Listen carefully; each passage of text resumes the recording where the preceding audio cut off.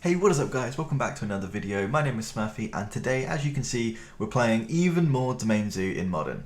So we've been playing around with Zoo for, I think like 6 months at this point, something like that, probably even longer than that. And I've been really enjoying it, and there are a couple of tournaments coming up in the UK very, very soon. In fact, next weekend. And I'm just trying to get the list tuned to what I'm happy with. This is the list I've been running for quite a while now. I've been really enjoying it.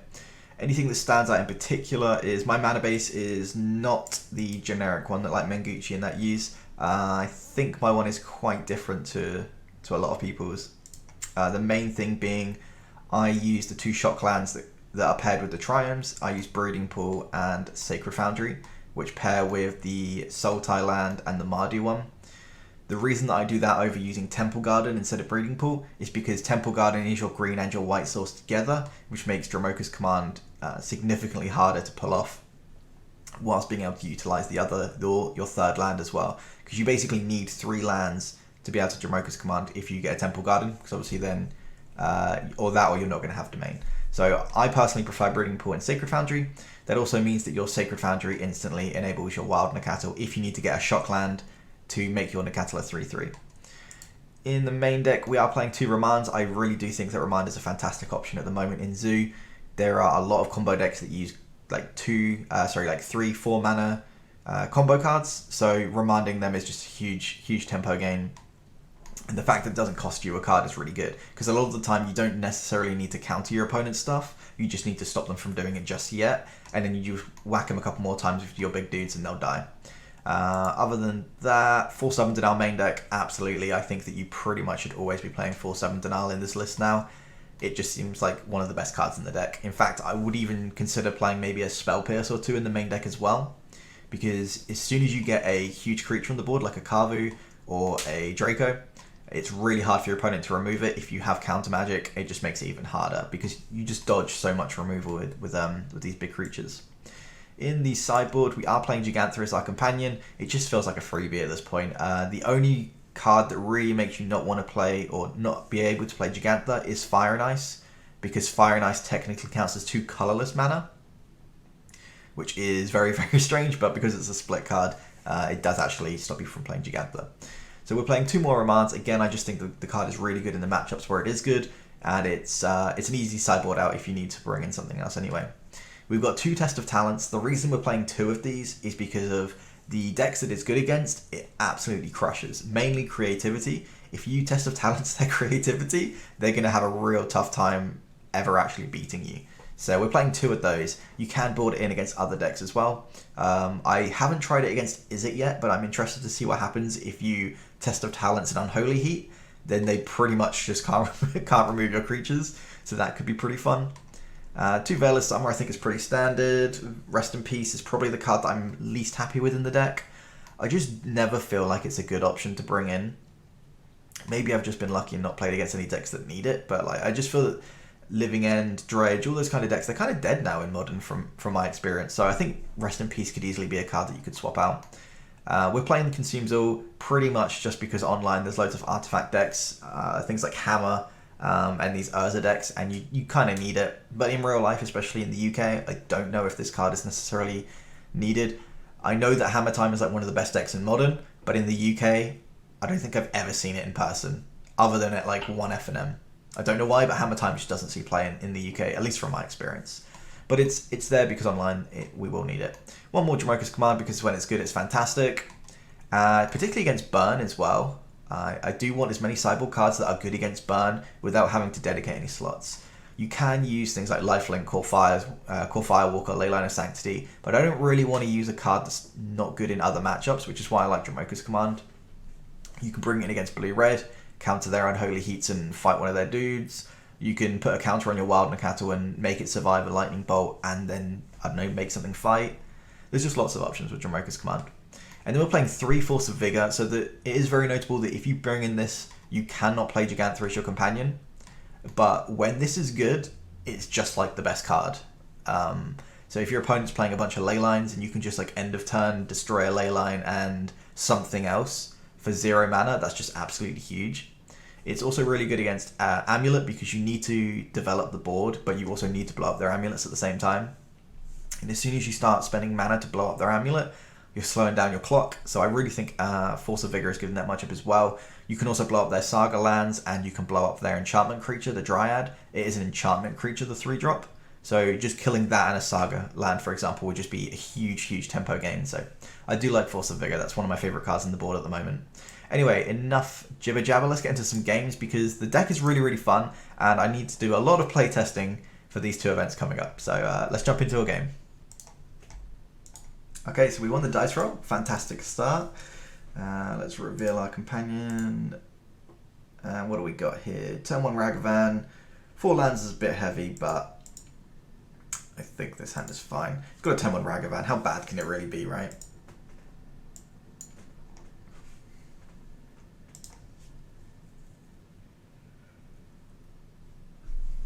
Our opponent has not revealed a companion, I don't think. Let's see. No, they haven't. So they've mulliganed to 6. They're just deciding if they want to keep this 6 by the look of it.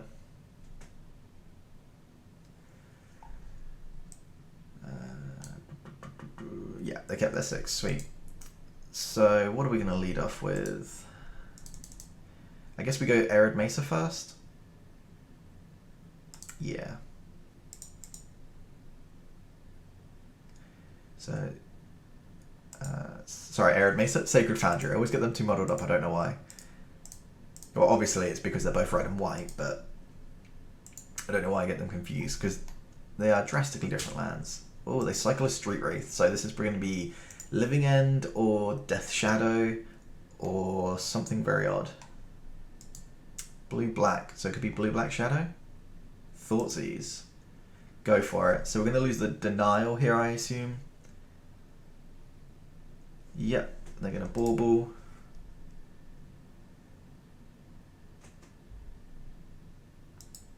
And they're not targeting us, so they're probably going to use that with a... Wait a minute, why are they playing Dark Slick Shores in a Death Shadow deck? That's not normal. Maybe they're not playing Dark Slick Shores. Did they target us? Yep, so they know we've drawn the Stubborn Denial. We'll go ahead, play the Foothills. Let's crack in for 2, see what we get. Like a Thoughtseize would be sweet here. What is that? Alright, well they're probably not Death Shadow then. Players can't pay life to cast spells or to activate abilities that aren't mana abilities. Jesus Christ, that shuts off fetches, right? Well, we don't want to be casting that. I guess we just pass the turn back. Yeah, they're not Death Shadow, I guess then. I don't know why they're playing Street Wraith. And now the Street Wraith, okay.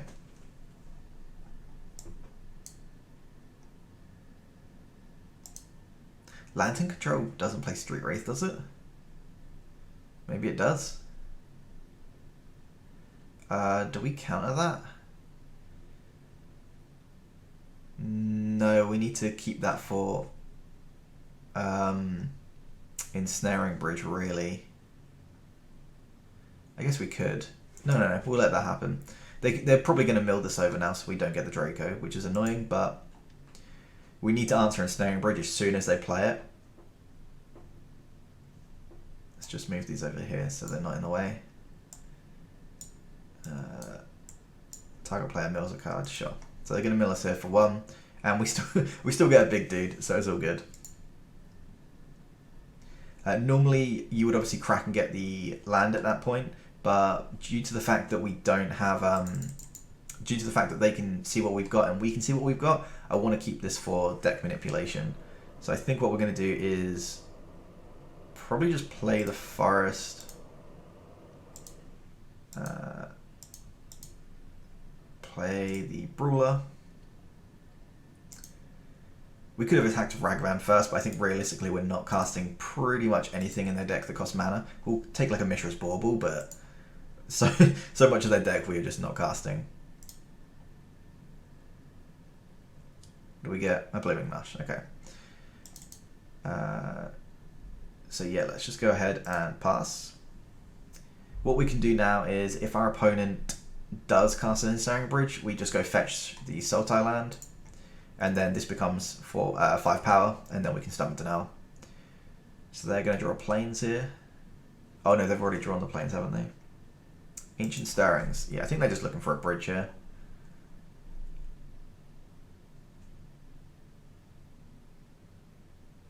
An Inquisition. Oh, they did get the bridge. Nice. Okay, sure. So we just go fetch now. Oh, can this name Treasure? Choose a card name. I don't think it can, but I'm not going to risk it. So we're going to get Breeding Pool here. And now when they cast the Ensnaring Bridge, we have Stubborn Danael. I'm pretty sure you can't name tokens with this, but I don't want to risk it.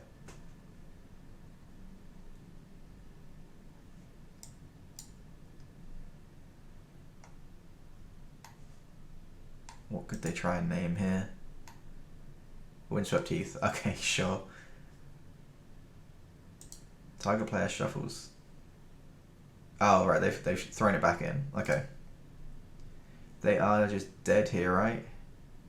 4, 6, 7, 8, 9. Fuck, if I got the Sultai land, that actually would have been lethal. That's okay. Oh, no, let's not do that.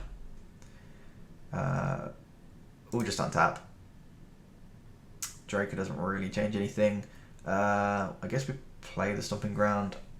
Our life total isn't really an issue, so we're just going to shock. I'm not even going to bother worrying about it. Let's attack with all our dudes. Yeah, I completely missed that. There was no reason to go and not get the Sultai land, because they couldn't have cast the Ensnaring Bridge that turn anyway. Concealed Courtyard, sure. We use these two. Play the Draco. Oh, it costs 4, doesn't it? That's okay. Yeah, that one fetch was a real big mistake. I just got really scared of Ensnaring Bridge, but we had plenty of mana to cast anything around it. This should just be game though. We've got 2 dudes, so they can't kill one and then land the Ensnaring Bridge. Yeah, so they'll probably just concede now. Unless they have counter magic, which I'm pretty sure they won't be playing. Yeah, sweet. My bad, but it's okay. So we'll bring in the Vigors. And this is not helpful. No, we don't want that.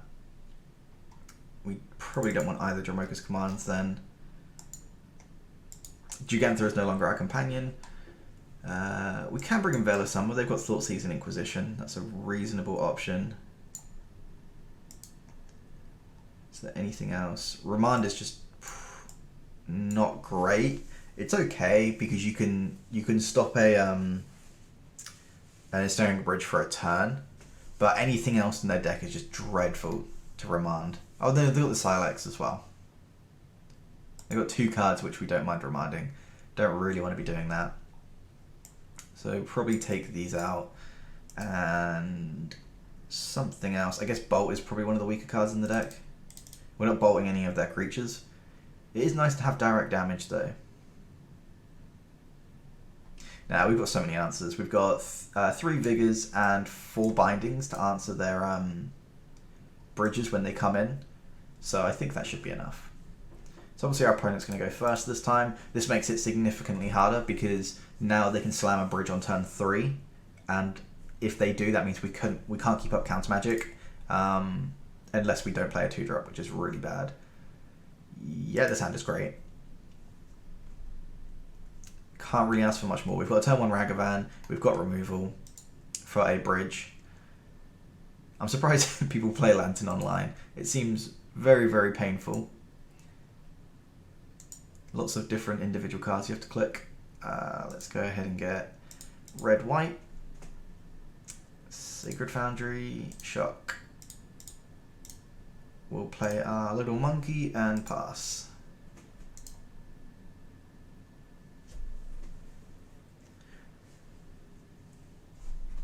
Ancient Stirrings, sure. What do you got? An island, okay. Just looking for lands. Or at least that's what they got. Okay, so we've got Veil of Summer on top. Not as good when your opponent knows you've got it, but that's fine. They're playing blue, so it is likely they have counter magic anyway. I guess we go...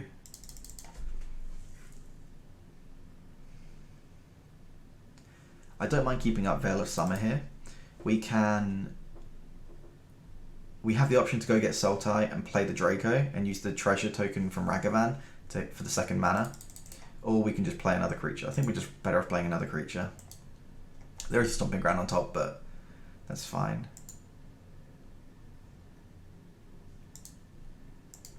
So hit our opponent for 2 here. And maybe an Inquisition would be nice, or a Thoughtseize.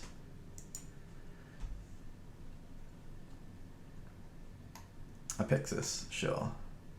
Let's just go red, green, play one of our biggest dudes. Next time we can make that 5/5. If we need the mana, we can get Blood Crypt. If we don't need the mana, then we can just get a Sultai Triumph or a Mardu Triumph, either way for black.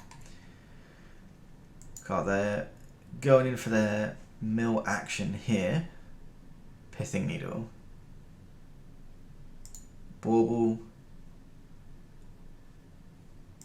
Targeting... I think that was us. Yep, targeting us. It doesn't make a difference. We can both see what we're going to draw. Ooh.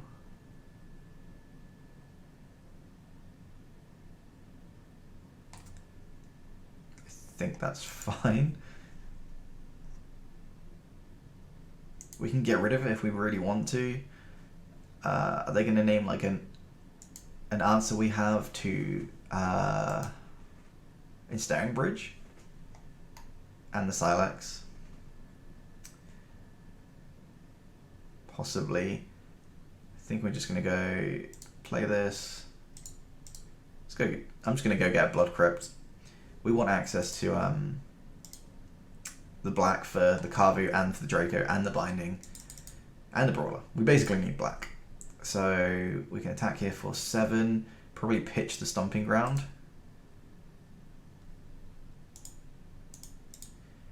We get a Stubborn Denial, which just turns off this Sylex.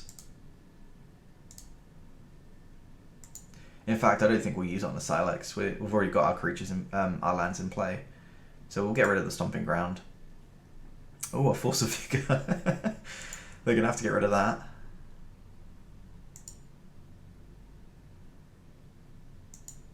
What is Ragavan going to give us? Oh, we know, the Sylex. That's fine. Let's just spend 2 mana. We'll play the Draco this time. So we could play the Brawler as well, but I don't think there's any reason to. This way we've got up double counter. Or a counter spell and then protection for the counter spell. Yeah, I don't think there's any reason to play an extra creature. We've already got like, what, 11 damage on board? Yeah.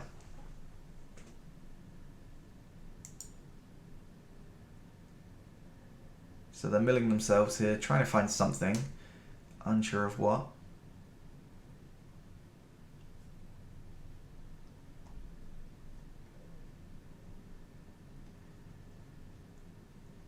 Okay.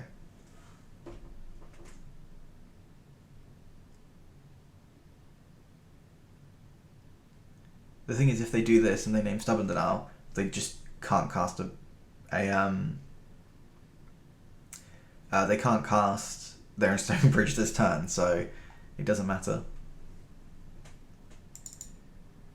Okay, well that was pretty quick. Thanks for watching. If you want to see more content, particularly Zoo content, feel free to subscribe. I'm trying to do a video most weekdays, so on the weekend I'll record like 5 games or something and then upload 1 each day. Also, I'm trying to make sure the content is a lot higher quality now, so you'll see like I've made like a little logo and put my team up on the side as well, above my head. If you have any suggestions on what you'd like to see played, any sideboard cards you think I should try out, anything like that, please feel free to leave a comment. I do reply to every single one. Thanks for watching. Peace.